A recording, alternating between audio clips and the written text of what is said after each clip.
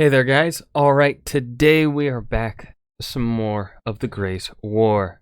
This time, week 103, Meatgrinder at the Somme, Battle of Mametz Wood. Before we dive in, make sure you go and check out the links in the description box below. I would love it if you joined the Discord and followed me over at Twitch. Really got nothing else to say here at the beginning of the video. Let's just go ahead and dive right in. The enormous combined British and French offensive, the Battle of the Somme, had begun last week, and this week saw a lesson play out hopefully someone would learn. When I have a feeling, spoiler alert, no one learns the lesson. you have many units attacking, and you don't coordinate those attacks, you die. Yeah, they died. I'm assuming no one learns the lesson.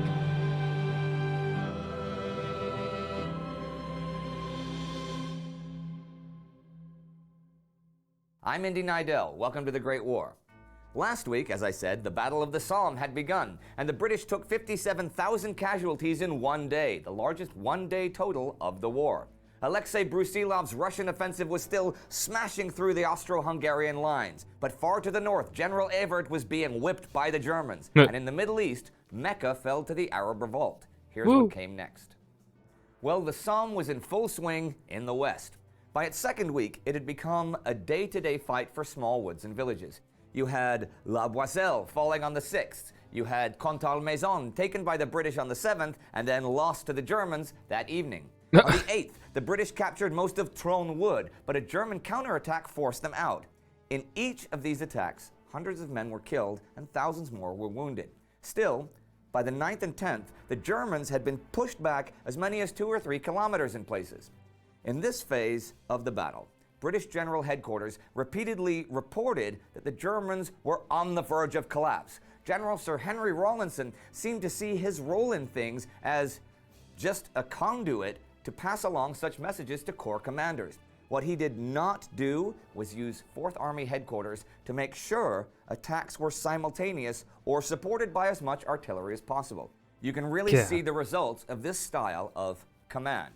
For example, between July 3rd and 10th, the 23rd Division of 3rd Corps attacked Contalmaison 8 times, right?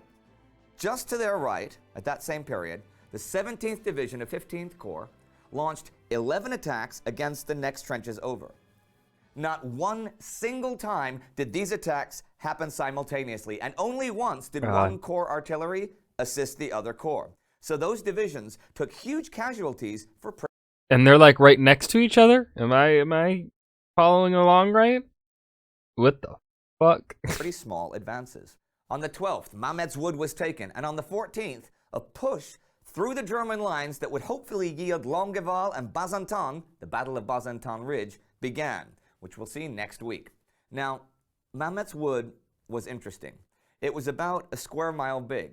A division that had not yet seen battle, the Welsh 38th, took over from the 7th Division on July 5th. Now, the 7th Division had done well back on the 1st by using creeping barrage techniques, and they had even specifically stated it was a big reason for their success.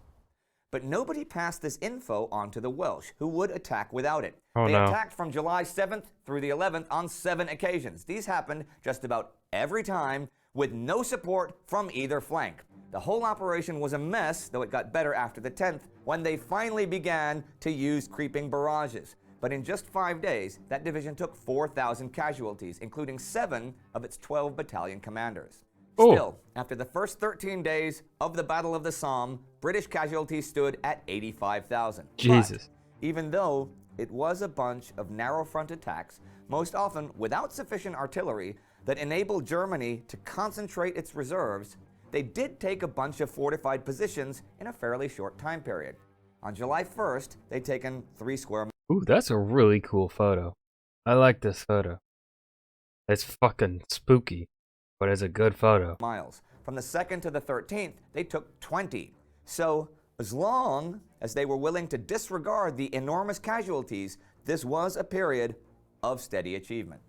The Germans were, of course, not on the brink of collapse, but they were in some disarray. These operations were happening where their lines had been overrun back on the 1st. Also, a lot of the German batteries had been knocked out by French and British artillery. And a big third, German high command insisted that every fragment of territory lost be immediately recovered.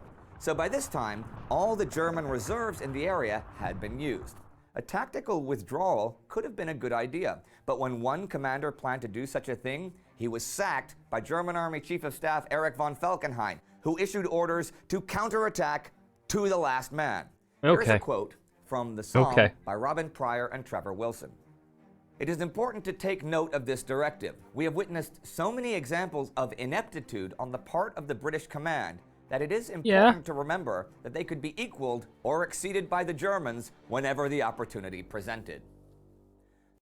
I mean, not entirely wrong. But then again, also, it was the British that pretty much were pretty crucial in stopping the German advance. If I'm remembering 1914 right. But also, you could blame the Germans for the Germans' own stopping. But, yeah. The Germans were launching some offensive of their own this week at Verdun, now in its 5th month of battle. They were again trying to take Fort Souville, and at midnight July 10th began shelling the French with Green Cross gas shells containing deadly phosgene gas. To not repeat their mistake of June 23rd, they continued shelling the French with gas until well after their infantry were on the move. Silence spread among the French guns. The Germans advanced into the dawn, and suddenly a barrage of 75mm field guns blasted from the entire French lines. Huge gaps were torn in the German lines, and within a matter of minutes, the advance was stopped and the Germans retreated or dug in. What had happened was that the French had a new and more effective gas mask, and they had just patiently held their fire until the enemy revealed himself. There were German advances that day, though, attacks and counterattacks, and the Bavarian Alpine Corps punched a hole 400 meters deep in the French lines. German flamethrowers took out a whole French battalion, killing or capturing 33 of its officers and 1,300 men. By nightfall, the Germans had captured 2,400 French prisoners and knocked out the Fort Souville garrison with artillery. On the 11th, a couple dozen German soldiers reached the outer wall of the fort and raised their flag. They could see the twin towers of Verdun Cathedral 2 miles away. But inside the fort were 60 French soldiers under Lieutenant Kleber Dupuy. They went out and retook the outer wall. Verdun was still secure. And the French ally Russia in the east was secure as well. On the 9th, Stavka told General Alexei Brusilov that he was entrusted with the battle of decision. The day before, the Russian advance had reached Delatin, less than 50 kilometers from the Hungarian border. But General Platon Leszczycki had lost 70,000 men since the beginning of July, so he had to take a pause to regroup.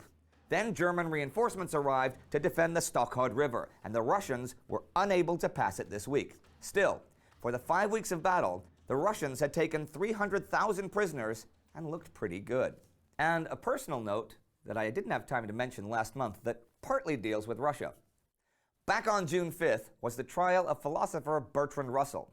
He was fined £100 for distributing a leaflet supporting conscientious objection. That same day, another philosopher, Ludwig Wittgenstein, was fighting the Russians at Okna with the Austro-Hungarian army. And for his bravery there, Lance Corporal Wittgenstein won the Silver Medal for Valor Second Class. Apparently, he had ignored his officers' yells to take cover and continued observing mortar fire until he could locate the attacking heavy mortars so his battery could take them out. And yet another side note I haven't mentioned yet. Back on June 21st, U.S. troops fought Mexican troops at Carrizal. Black Jack Pershing's forces were looking for Pancho Villa's, but they ran into Mexican army troops. They attacked anyhow and were beaten back. This caused enough tension between Mexico and the U.S. that war seemed possible. I just thought that deserved mention. And the week ends with dozens of micro-battles raging at the Somme, the Germans coming close to the prize at Verdun, and the Russians taking more ground in the east. It's easy to look back and say, what was Rawlinson thinking? Of course, all the smaller attacks at the Somme should have been coordinated. But hang on, Rawlinson, or any other British commander, had never had to deal with forces of this magnitude before. British power had rested on its navy. Before the war, the only fighting the army was doing was colonial stuff, and that was minuscule compared to the Somme. So you may be inclined to cut Rawlinson some slack. Then you think about the thousands upon thousands of men that needlessly died in those uncoordinated attacks. You don't cut him slack anymore. If you're interested in Mexico's situation during World War I, you can check out our special episode about that right.